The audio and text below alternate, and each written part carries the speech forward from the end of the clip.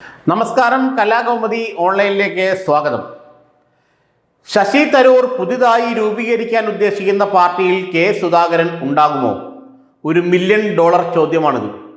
ശശി തരൂർ ഏതായാലും കോൺഗ്രസ് വിട്ട് പുറത്തേക്ക് വരേണ്ടി വരുമെന്നുള്ള സൂചനയാണ് അദ്ദേഹത്തോട് അടുത്ത വൃത്തങ്ങൾ നൽകുന്നത്. കോൺഗ്രസിൽ ഇനി അധികം കാലം നിൽക്കാൻ ശശി തരൂരിന് കഴിയില്ല, അല്ലെങ്കിൽ രാഹുൽ ഗാന്ധി അദ്ദേഹത്തെ കോൺഗ്രസിൽ നിൽക്കാൻ അനുവദിക്കില്ല. അങ്ങനെ വരുമ്പോൾ ശശി തരൂർ പുതിയ ഒരു പാർട്ടിയുമായി രംഗത്ത് വരും. ആ പാർട്ടിയിൽ കേരളത്തിൽ നിന്ന് കെ സുധാകരൻ ഉണ്ടാകുമോ എന്നുള്ള ചോദ്യമാണ് ഉയർന്നു വരുന്നത്. കെ സുധാകരൻ തരൂരിൻ്റെ പാർട്ടിയിൽ ഉണ്ടായേക്കാം എന്നുള്ള സൂചനകൾ കെ സുധാകരനുമായി അടുത്ത ചില വൃത്തങ്ങൾ നമ്മൾക്ക് നൽകിയിട്ടുണ്ട്.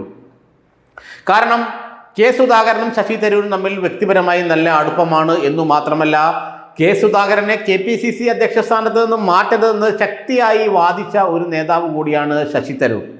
ശശി തരൂർ കോൺഗ്രസ് അധ്യക്ഷ സ്ഥാനത്തേക്കുള്ള തെരഞ്ഞെടുപ്പിന് നിൽക്കുമ്പോൾ അദ്ദേഹത്തിന് വോട്ട് ചെയ്തവരിൽ സംസ്ഥാന കോൺഗ്രസിലെ സുധാകരൻ അനുകൂലികളുമുണ്ട്. കേരളത്തിൽ നിന്ന് കൂട്ടിയാണ് ശരിക്കും പറഞ്ഞാൽ ഒരു 1000-ലധികം വോട്ടുകൾ ശശി തരൂരിന് അന്ന് ലഭിച്ചത്. ഏറ്റവും അധികം തരൂരിന് വോട്ടുകൾ ലഭിച്ചത് കേരളത്തിൽ നിന്നായിരുന്നു.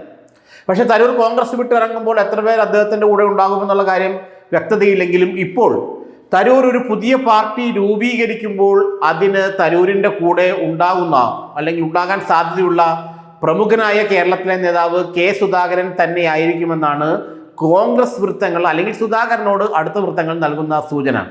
സുധാകരൻ ഇനി കോൺഗ്രസിൽ എത്ര കാലം തുടരുമെന്നുള്ള കാര്യത്തിലും പലർക്കും സംശയമുണ്ട്. കാരണം KPCC അധ്യക്ഷ സ്ഥാനത്ത് നിന്ന് അദ്ദേഹത്തെ നീക്കിയത് വളരെയേറെ ആഘാതം മനസ്സിൽ സൃഷ്ടിച്ചിട്ടുണ്ടെന്നാണ് ചില നേതാക്കൾ നമ്മളോട് പറഞ്ഞത്.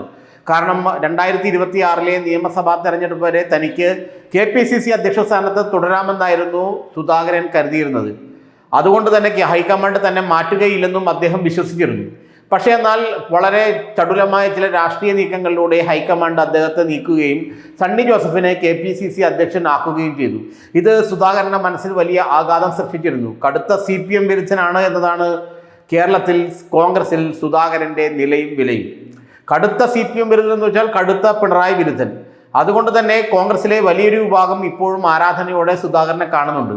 ശശി തരൂർ പുതിയൊരു പാർട്ടി രൂപീകരിക്കുമ്പോൾ സുധാകരൻ കൂടെ ഇറങ്ങി വന്നാൽ അതിൽ മറ്റൊരു ചരിത്രമാകുമെന്ന് വരെ വിശ്വസിക്കുന്നവരുണ്ട്. പക്ഷേ ഒരു കാര്യം വ്യക്തമാണ്, ശശി തരൂരിന് ഇനി കോൺഗ്രസിൽ നിൽക്കാൻ സാധ്യമല്ല. രാഹുൽ ഗാന്ധി അദ്ദേഹത്തിൻ്റെ പേര് ഏറെക്കുറെ വെട്ടിക്കഴിഞ്ഞു.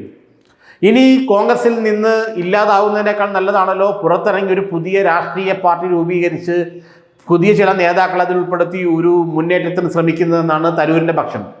കേരളത്തിൽ ബേസ് ചെയ്ത് അല്ലെങ്കിൽ കേരളത്തെ അടിസ്ഥാനമാക്കി കേരളത്തിൽ ഊന്നി നിന്നുകൊണ്ടുള്ള ഒരു രാഷ്ട്രീയ പാർട്ടിയാണ് അദ്ദേഹം ഉദ്ദേശിക്കുന്നതെന്നാണ് മനസ്സിലാക്കാൻ കഴിയുന്നത്.